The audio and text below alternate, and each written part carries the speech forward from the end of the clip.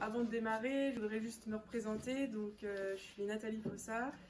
Donc, je connais Roanne effectivement par rapport à notre parcours commun au sein de Nous Citoyens. J'ai été balanaise, mais que quelques années, donc je ne suis pas du tout sur la commune. J'interviens à titre amical par rapport donc, au sujet en fait, de l'enfance, qui est mon sujet de cœur.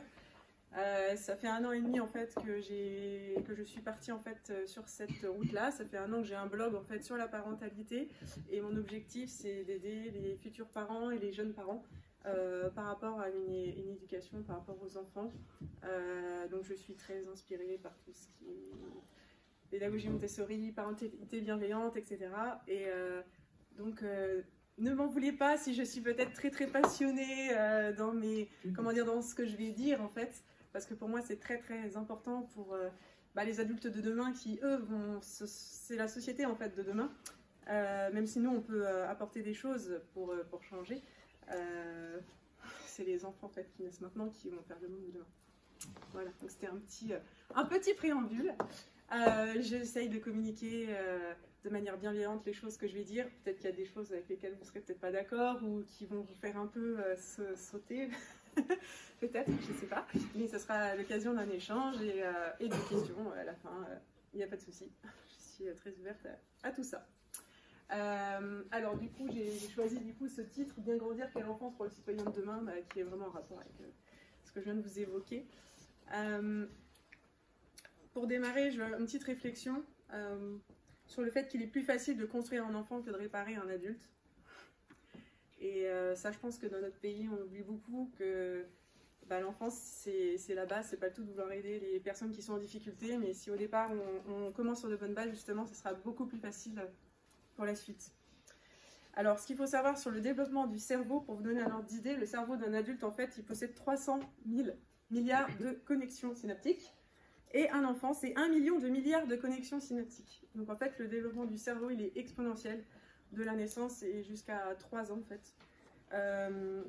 Et surtout, ce qui structure le cerveau de l'enfant, c'est son environnement, que ce soit négatif ou positif. Les expériences les plus fréquentes de l'enfant, c'est ça qui va permettre de structurer, de faire l'architecture en fait du cerveau de l'enfant. Donc c'est très important. Et donc à 2 ans, l'architecture cérébrale, elle est déjà quasiment en fait réalisée. Donc d'où mon investissement sur la petite enfance. Voilà, et donc ça peut avoir donc justement des conséquences sur non seulement le volume du cerveau, mais aussi également les potentiels en fait de l'enfant qu'on va pouvoir ou pas améliorer, mais en tout cas lui permettre d'accéder ou pas. Donc aujourd'hui justement on a des recherches par rapport aux neurosciences sur tous ces sujets-là, donc il y a entre guillemets pas forcément de débat même scientifique là-dessus, c'est plus parfois par rapport à nos habitudes. Il y a des choses qui peuvent être parfois remettre en question. Donc un bébé a besoin bien plus que de manger et de dormir pour se développer, mais dans la découverte et d'interactions sociales qui sont saines. Et donc l'impact négatif du stress qui empêche le développement du néocortex, donc ce qui permet de gérer le langage, la mémorisation, des relations justement sociales qui vont être bonnes, etc. Voilà, donc plus de bienveillance aide le développement du néocortex, les fonctions sociales, émotionnelles, le langage, la mémoire et en fait l'intelligence, tout simplement. Donc pour moi, la parentalité, c'est la pierre angulaire, puisque forcément, il est dans une famille et il va passer la majorité de son temps avec ses parents. Et donc devenir parent, c'est pas une évidence, même si c'est naturel.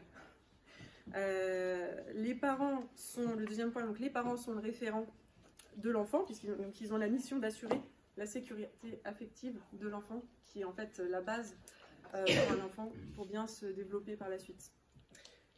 Et il y a l'implication pour nous en tant que parents de nos schémas inconscients, les schémas qu'on a par rapport à notre éducation, par rapport à la société, le collectif, etc.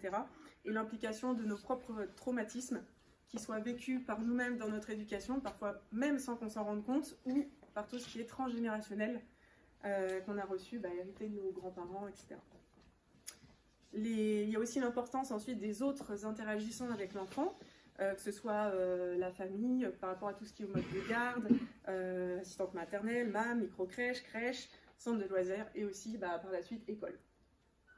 Donc chaque personne qui est en relation en fait, avec les enfants avec les bébés en premier et les enfants ensuite, ont une importance et chacun peut faire quelque chose justement pour ça.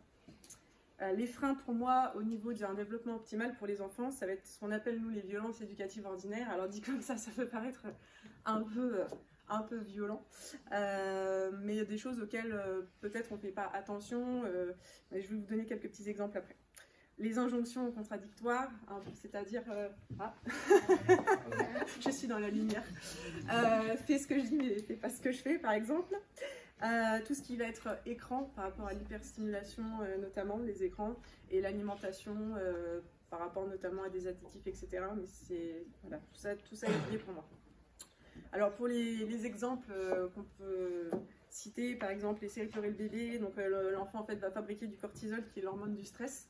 Et donc si personne ne vient pour répondre en fait à ces pleurs, on va avoir une intériorisation justement des pleurs. En fait l'enfant ne pleurera plus parce qu'il sait que de toute façon personne ne viendra, donc, mais inconsciemment ça a un impact forcément sur lui, alors que s'il y a un réconfort, il va pouvoir produire de l'ocytocine qui est l'hormone du bien-être, du bonheur, et donc là ça va permettre la création de connexions nerveuses, développer les capacités d'attention et créer un lien aussi affectif fort avec les parents. Bon, c'est juste un petit exemple, je ne vais pas faire toute une liste voilà, avec des exemples. Un autre exemple très courant, mettre une claque, en fait c'est un petit peu une injonction contradictoire parce qu'on va tout le temps dire à notre enfant qu'il résoudre les problèmes calmement, mais là en fait on va lui prouver qu'on peut résoudre un problème par la violence. Voilà. Et le cerveau aussi qui peut devenir tolérant à la douleur, puisque de plus en plus de violence pour arriver au même résultat de la part des parents, et un enfant qui cherche de plus en plus les limites. Tout simplement.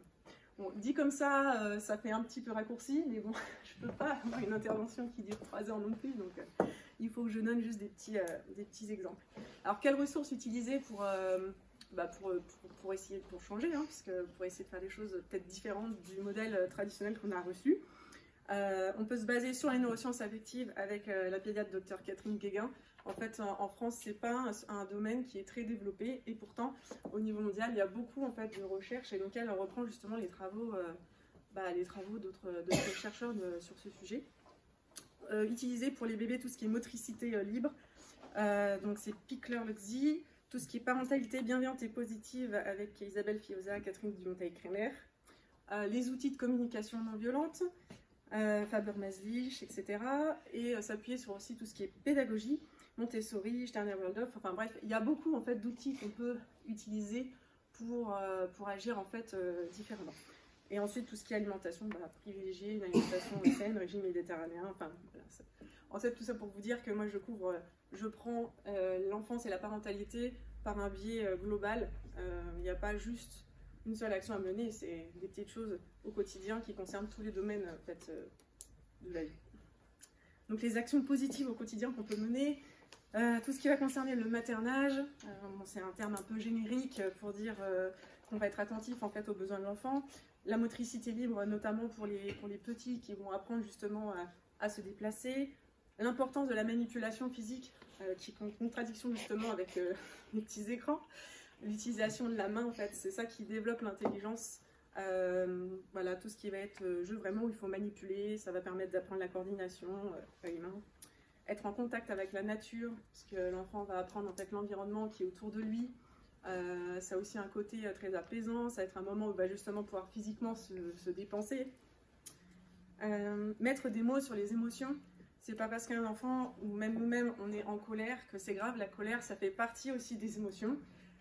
C'est une émotion qui parfois on en a besoin. Si on est dans une situation où quelqu'un n'est vraiment pas sympathique avec nous, c'est normal de ressentir de la colère, mais mettre nous-mêmes des mots sur des émotions, l'enfant va apprendre à reconnaître aussi ses émotions. Et pour un enfant jusqu'à 5-6 ans, la gestion des émotions elle n'existe pas en fait. Le cerveau il est immature et donc il est en lien direct avec ses émotions, donc il vous livre ce qu'il vit sur le moment. Donc des fois c'est pas très agréable. Et on a beau être, entre guillemets, dans la parentalité bienveillante, des fois c'est pas facile à vivre, mais on peut accompagner l'enfant et pas forcément chercher tout de suite à vouloir éteindre la colère. C'est quand je comprends que tu es en colère, eh bien ça ira mieux peut-être dans 5 minutes, et sinon on n'est pas apte à le recevoir, simplement dire, bon écoute, je me retire, je te laisse avec ton mal-être pour l'instant, je reviendrai plus tard parce que sinon là je vais pas être agréable du tout. Et donc il vaut mieux être dans un retrait, mais l'expliquer en fait et verbaliser les choses Et du coup, il n'y a plus des réactions et d'émotions, de sensations implicites de l'enfant, mais c'est quelque chose qui va être intellectualisé et c'est beaucoup plus sain en fait pour le développement et pour soi-même en fait, de savoir ce qu'on ressent et qu'il arrive aussi lui-même à identifier ses émotions, ce qui permettra aussi de mieux les maîtriser plus tard, tout simplement. Voilà, et la force de l'exemple, c'est-à-dire que nous sommes le premier exemple de nos enfants. Donc si on dit à nos enfants, sois gentil avec telle personne, mais en fait, nous, on n'arrête pas toute la journée de dire des méchancetés sur le voisin, ou comment dire, on aimerait qu'il arrive à communiquer de manière plus simple, enfin plus bienveillante, et en fait, nous, on fait que lui dire tout le temps, ah, t'es pas capable de faire ci, t'es pas capable de faire ça, et nous aussi avec nos relations en fait avec les autres personnes de notre entourage. Un enfant, par exemple, s'il ne va pas dire tout de suite bonjour, merci, au revoir quand ils sont tout petits, en fait, c'est normal, ça peut être de la timidité, c'est pas parce qu'il ne veut pas forcément le faire foncièrement, mais si vous le faites dans votre quotidien, de toute façon, à partir de 6-7 ans, l'enfant, il va le faire tout naturellement. Enfin, il y a la force de l'exemple, c'est la chose la plus primordiale. C'est comme quand on dit, oui, on veut faire la paix, mais on va aller faire la guerre à l'autre bout du monde pour obtenir la paix. Bon, a priori, ça ne me semble pas très cohérent, mais bon, ça c'est un autre débat, mais tout est dans la force de l'exemple. Ça, c'est important. Alors du coup, moi, ma vision, je vous parlais de vision globale tout à l'heure, j'appelle ça un peu la parentalité choisie. Pourquoi choisie? Parce que, premièrement, alors, pour mettre les choses au point, être un bon parent, c'est pas être un parent parfait, ça n'existe pas. Nous aussi, on a travaillé sur nos propres traumatismes et nos réactions parfois impulsives qu'on ne contrôle pas non plus. Donc, quand on demande à nos enfants de se contrôler, alors que nous-mêmes, des fois, on a du mal, il faut aussi relativiser là-dessus. Pour moi, c'est aussi faire des choix éducatifs conscients, s'appuyer sur les approches facilitatrices du bon développement. Donc, comme j'expliquais tout à l'heure, par exemple, moi, la pédagogie Montessori qui m'inspire énormément, c'est presque une philosophie de vie. La volonté de protéger et de développer les potentiels de l'enfant. Et tout ça, pour moi, ça passe aussi par le développement personnel, parce que quand on se pose ces questions-là, à un moment donné, on est obligé de se poser des questions sur notre propre histoire. Et donc, ça veut dire reconnaître les bonnes choses que nos parents ont fait pour nous, et peut-être les choses qu'on a moins bien vécues, et qui ont un impact sur la façon dont on est aujourd'hui avec nos propres enfants, ou nos propres petits-enfants, ou les enfants en général. Et du coup, c'est pas une tare, et c'est pour ça que je vous dis qu'il n'y a pas de... oui, il faut être un parent parfait. Non, en fait, c'est juste, faut se dire qu'on agit consciemment dans un but d'amélioration. Et si on fait ça, enfin, moi, mon vrai objectif, en fait, c'est juste un monde meilleur. C'est la vraie mission, c'est ça derrière. Voilà. Et d'ailleurs, Marie Montessori, elle a fait un livre qui s'appelait L'éducation et la paix. Elle a été nommée plusieurs fois prix Nobel de la paix. Tout n'a pas été forcément suivi parce qu'il y a eu les guerres, les deux guerres, et c'est pour ça qu'on en réentend aujourd'hui parler maintenant, mais ça fait 100 ans que ça existe, et il faut savoir qu'il y a plein de pays européens où ces principes-là, ils sont déjà appliqués depuis longtemps, qu'il y a des résultats, donc il ne faut pas se dire que c'est un truc tout nouveau qui débarque et on ne sait pas trop ce que ça donne. Si, on sait très bien ce qu'il faut faire. Les pays, voilà. Beaucoup de pays nordiques, même aux États-Unis, des choses. En fait, dans des pays occidentaux en règle générale. Voilà. Et pour moi, du coup, l'objectif, c'est pour que l'enfant, au final, qui va grandir, il puisse faire ses choix en pleine conscience, qu'il puisse accéder à son potentiel, qu'il puisse découvrir cette prédisposition et donc c'est ce qu'on appelle ces zones de génie, et qu'il soit donc un futur adulte accompli. Et pour en revenir à ce qui vous intéresse, pour la vie de Valormir et les citoyens, c'est pour moi, il y a un impact positif pour la collectivité, puisqu'on a plus de chances d'avoir un adulte qui va être équilibré psychologiquement, donc ça veut dire moins aussi de frais de santé peut-être. Un adulte autodiscipliné, parce que dans cette pédagogie-là, c'est pas on laisse les enfants faire tout ce qu'ils veulent, ça n'a rien à voir avec le laxisme, c'est simplement vous avez une liberté dans un cadre, mais l'enfant il doit respecter des règles, mais il va apprendre justement l'autodiscipline. Donc a priori les problèmes de sécurité, il y en aurait peut-être moins. Des adultes plus empathiques, parce qu'ils ils savent reconnaître leurs émotions, les émotions des autres. Et donc si on est empathique, peut-être ça va faciliter la solidarité et aussi l'envie de s'investir dans des associations.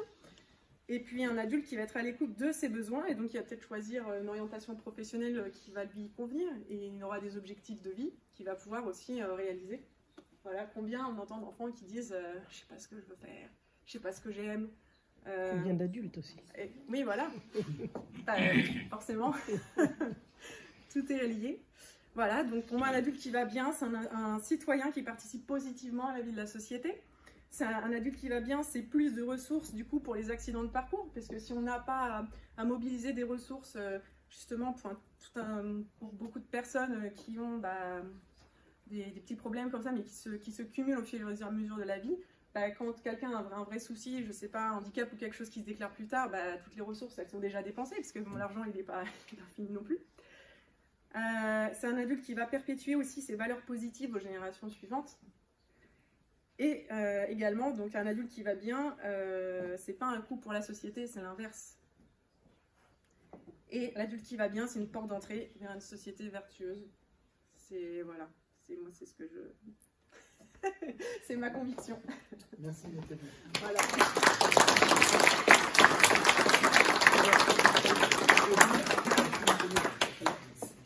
À la fin des 3 présentations, des 3 thèmes, il y aura des... Si vous avez des questions, allez-y, posez les questions. Allez-y. Oui. Merci. Très bien. Est-ce que vous avez des propositions pour Ballon Direct? C'est marrant parce que il m'a dit, il faudrait que tu me dises des questions, il faudrait qu'on te pose et tout. Mais en fait, on n'a pas le temps parce que je suis arrivée, comme vous avez vu, toujours très en avance. Bref, et justement, j'y avais réfléchi, figurez-vous. Je me suis dit, mais ils vont dire, mais quel lien avec Ballon Mireille, franchement. Il y a des enfants, Ballon Mireille. Voilà, alors à un moment donné, justement, dans la présentation, je vous ai parlé effectivement des parents, mais aussi des autres personnes qui interagissent en fait avec les enfants. Et alors, tout n'est pas dans les domaines de compétences de la commune, ça j'en ai bien conscience, notamment au niveau de l'école par exemple. Mais je sais que ce qui peut se faire par exemple, ça va être des stages de communication non violente pour des encadrants d'enfants par exemple, que ce soit des personnels qui travaillent au centre de loisirs ou je ne sais pas s'il y a une crèche. Une crèche. Voilà, une crèche. Enfin, pour moi déjà, voilà, tout ce qui concerne la petite enfance, c'est vraiment très très très important. Proposer la méthode Montessori aussi dans les écoles, parce qu'il y a des formations on peut former, spécifiques. On peut proposer effectivement... Même dans les écoles publiques. Oui, tout à fait. Ah oui. Moi, je connais bien Montessori, moi je me suis pas mal investi dedans. Même, voilà, je connais bien le sujet. Donc, des fois, il y a des petites contradictions avec vous, on pourra en parler à part. Et là, monte-t-il en grande section. La maîtresse, elle avait déjà voulu d'aller un peu plus loin tout ça. Donc, on lui dit stop, arrête. Je ne sais pas si vous connaissez Céline Alvarez. Oui. Oui, enfin, oui, j'ai lu son livre. Oui, ouais, je l'ai aussi. Donc voilà, ça va être très dur de faire appliquer du Montessori à l'éducation nationale. Alors, parce qu'on est face. Tout à fait. 100 € par élève. Alors en fait, non, il faut savoir qu'aujourd'hui, grosso modo, je ne suis pas sur les chiffres à l'euro près, c'est un ordre d'idée, mais une année scolaire en primaire, c'est 7 000 € aujourd'hui, comme coût de l'éducation nationale. Si notre enfant dans une école Montessori, c'est 800 € par mois. Non, personnellement, ma fille est dans une école Montessori, c'est une école associative pour que ça puisse être accessible au plus grand nombre. Du côté de Paris, c'était ça. Oui, mais à Paris, c'est encore un autre marché. Je sais, ma soeur est à Paris, elle veut mettre aussi sa fille dans une école Montessori, c'est compliqué. C'est compliqué, mais bon, il y a d'autres contraintes là-bas, enfin voilà, il y a d'autres attentes, il y a pas mal de choses qui sont différentes. Ça, en fait, il y a même sur méthode Montessori, moi j'avais acheté un petit truc, il sait lire, là, il est en milieu de grande section, il n'y a pas besoin de savoir du Montessori pour savoir lire. Alors après Montessori, il y a souvent c'est réduit un peu à l'aspect pédagogique uniquement d'apprentissage en fait, mais Montessori c'est bien plus que ça. En fait, pour moi, Maria Montessori, elle a tellement étudié le sujet que la pédagogie Montessori, ça englobe la parentalité bienveillante parce qu'elle parle justement de répondre aux besoins justement dès le plus jeune âge, de la motricité libre. En fait, ça reprend tout. Ça reprend tout. Mais c'est vrai qu'aujourd'hui, Montessori, c'est plus connu pour l'aspect éducatif, l'aspect apprentissage. Mais le fonctionnement d'une classe Montessori, ça n'a vraiment rien à voir avec une classe traditionnelle. Ça c'est sûr. En fait, on va développer beaucoup l'autonomie de l'enfant et donc amener à l'autodiscipline.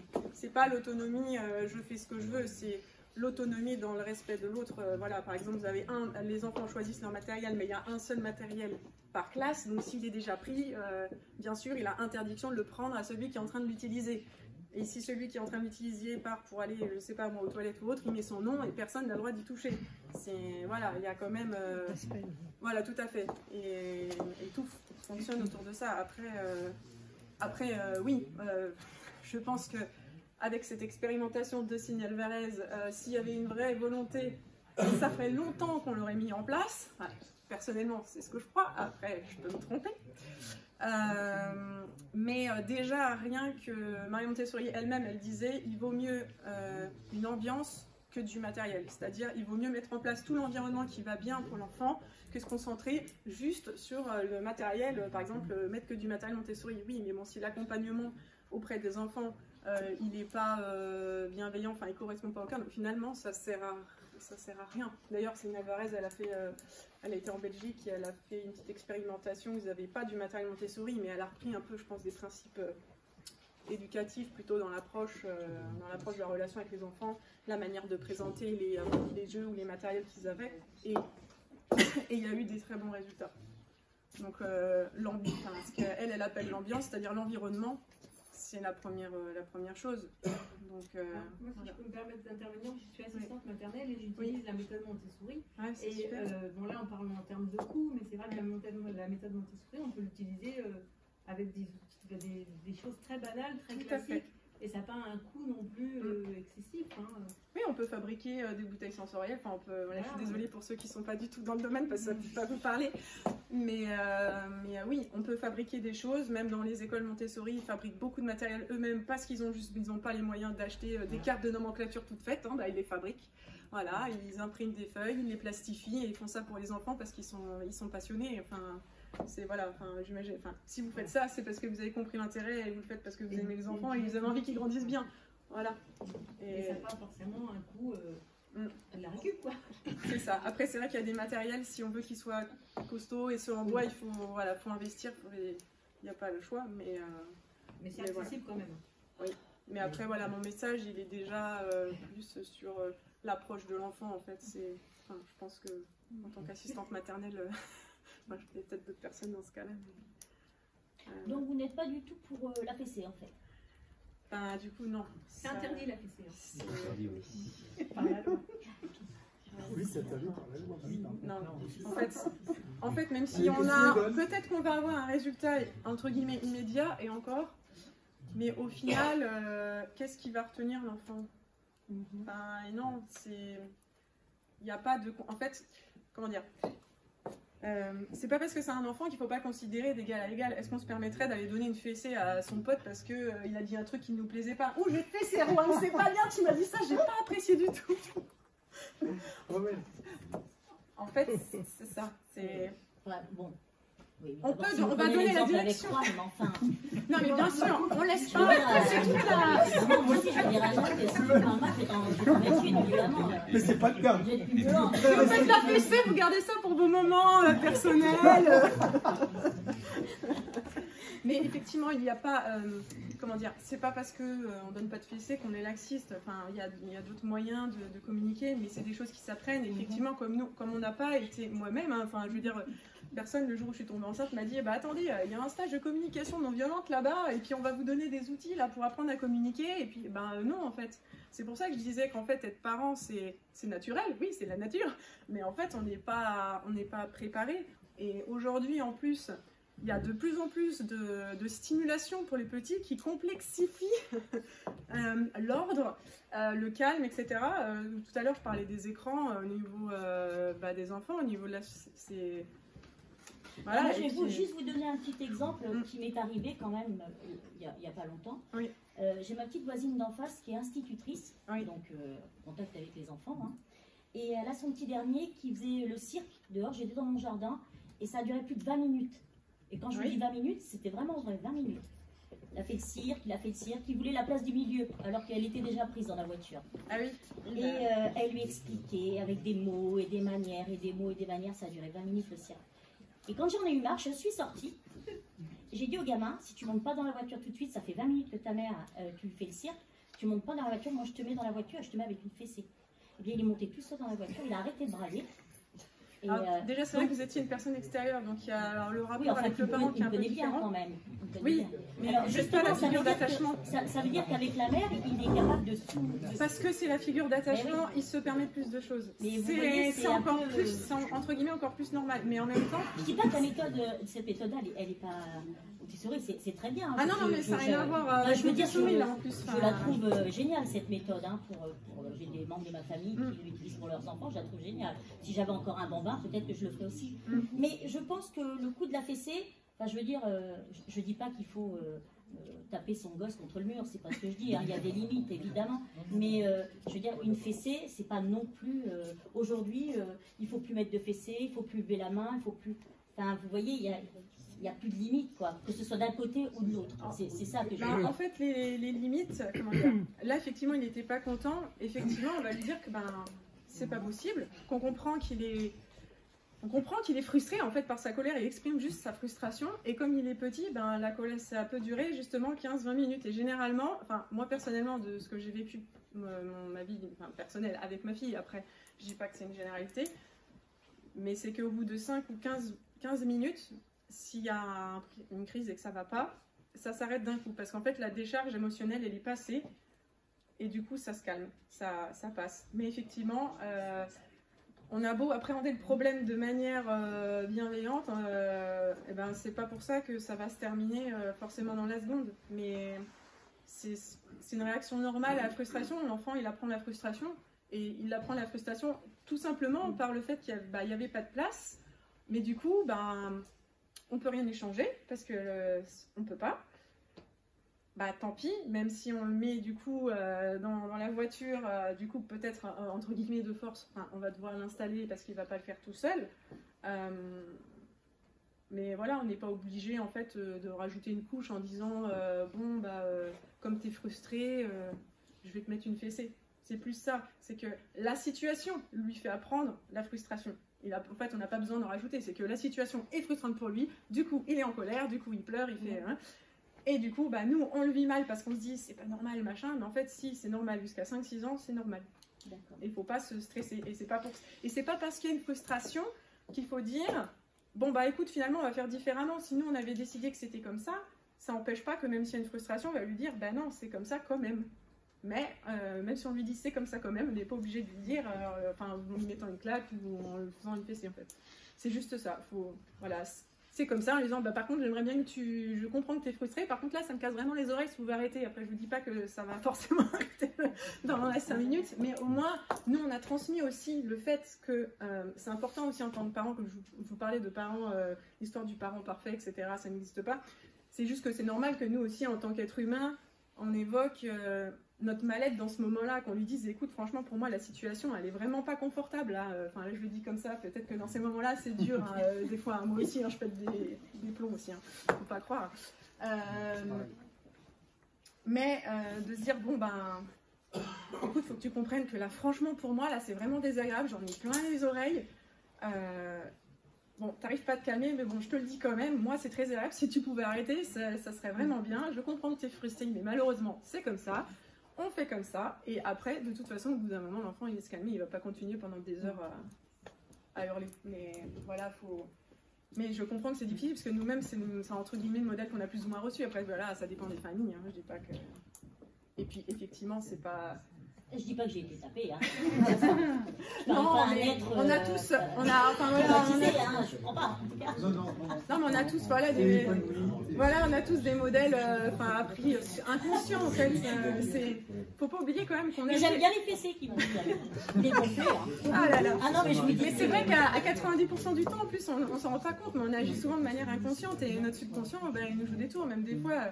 Moi, des fois, je me mets en colère et je me dis, mais en fait, c'est pas comme ça que j'ai envie d'agir là tout de suite. Et oui, mais le conscient, lui, non, parce qu'il y a le subconscient qui est là et qui te fait péter un plomb, alors que en fait, t'avais vraiment pas envie de réagir comme ça. Donc, dans ce cas-là, moi, par exemple, si je fais quelque chose, je considère que c'est pas comme ça que je voulais être vis-à-vis de ma fille et que je n'aurais pas dû faire ça. Et après, je lui dis, écoute, franchement, je suis désolée, je m'excuse, comme si c'était un adulte en fait.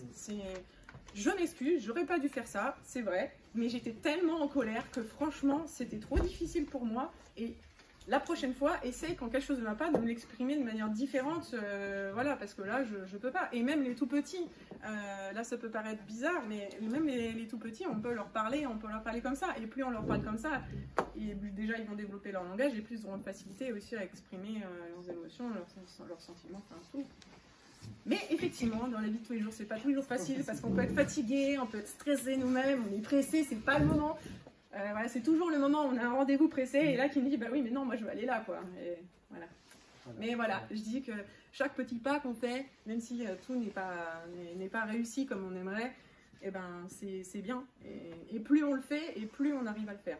Et en plus, moi quelque chose que j'ai vécu récemment, à un moment j'étais vraiment à deux doigts de craquer. Et là je dis non, je vais pas craquer, je vais trouver une solution pour faire différemment. Et là, j'arrive à communiquer, à faire différemment. Mais je peux vous dire, la fierté après, ce que j'ai ressenti intérieurement, mais c'était juste énorme. Je me suis sentie tellement fière de moi, alors que toutes les autres fois où j'avais craqué, mais je me sentais genre comme une merde, quoi. Je me disais, mais punaise, mais c'est pas possible, ça peut pas être aussi compliqué, pourquoi j'y arrive pas? Mais la fois où j'ai réussi, mais je me suis sentie tellement bien après, et du coup, ça redonne encore envie de le faire les prochaines fois. Donc vous êtes, tu veux le bain ou la douche, c'est toi qui choisis quand il a 2 ans. Tu veux, t'as 5 yaourts dans le frigo, tu choisis un des 5 yaourts. Ah, celui-là, non, pas forcément. Est-ce que vous êtes pour ça? Non, mais c'est juste des questions. Alors, l'alternative, elle est pratique parce que... Ah oui, je suis désolée. Alors, en fait, l'alternative, c'est une manière d'aider. L'alternative, c'est quelque chose qui facilite. Parce que quand vous faites l'alternative, c'est vous qui la donnez. C'est vous qui choisissez les deux choses. Parce que plus, ça peut être compliqué, surtout pour les petits. Mais par exemple, vous savez que potentiellement, je ne sais pas, pour un vêtement, il y a l'alimentation, il y a 2 choses qui sont possibles. Bah, c'est vous qui avez choisi les options, donc il choisit, mais c'est dans le cadre que vous avez donné. C'est pas va choisir dans le placard ce que tu veux, et puis bah, forcément il va choisir le gâteau ou le bonbon. Non, c'est bon bah tu choisis un fruit, je sais pas moi. Moi c'est vrai qu'elle est plus grande maintenant, donc si je dis tu choisis un fruit, elle va choisir le fruit qu'elle veut. Je m'en fiche qu'elle choisisse une banane, une orange ou un kiwi, peu m'importe. Et si c'est oui, un laitage, bah, je sais pas, c'est le riz au lait ou le yaourt. Mais l'alternative, oui, c'est un bon moyen parce que du coup, on n'est pas on impose, mais on propose quelque chose, mais c'est nous qui avons fait la sélection quand même. Voilà. Mais c'est sûr que si elle me dit, je vais mettre mon maillot de bain pour sortir aujourd'hui alors qu'il fait moins 10 dehors et qu'il neige, je vais dire, écoute, non, c'est pas possible parce que c'est pas adapté à la météo aujourd'hui. Il fait froid, il faut se couvrir. Mais même rien que de dire tout ça, c'est un apprentissage de la vie en fait. Et c'est logique et ça va devenir logique au fur et à mesure pour l'enfant. Alors je dis pas que des fois ils n'ont pas des idées farfelues, mais c'est normal. Enfin, ils sont très créatifs, hein, donc, et heureusement d'ailleurs. Voilà. Oui. Ma question, vous proposez quoi pour Ballon? Moi je suis éducatrice. Oui, bah pour Ballon, il faudrait que la mairie... Non, pas forcément, mais il faudrait au moins que les... Je sais pas, par exemple, si les personnels ils sont formés à des outils de communication...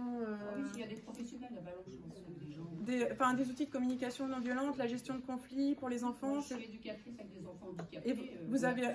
Oui, d'accord. Vous avez reçu ce genre de formation et pour ça. Mais vous travaillez à l'IME peut-être? Oui. Ouais, donc c'est vrai que vous êtes peut-être plus sensibilisé que d'autres personnes, je ne sais pas, au centre de loisirs. À Ballon sont aussi sensibilisés. Il y a des écoles d'enfants handicapés aussi à Ballon. D'accord. Mais ça marche aussi pour l'école primaire. Oui. D'accord, ok. Intégré à l'école...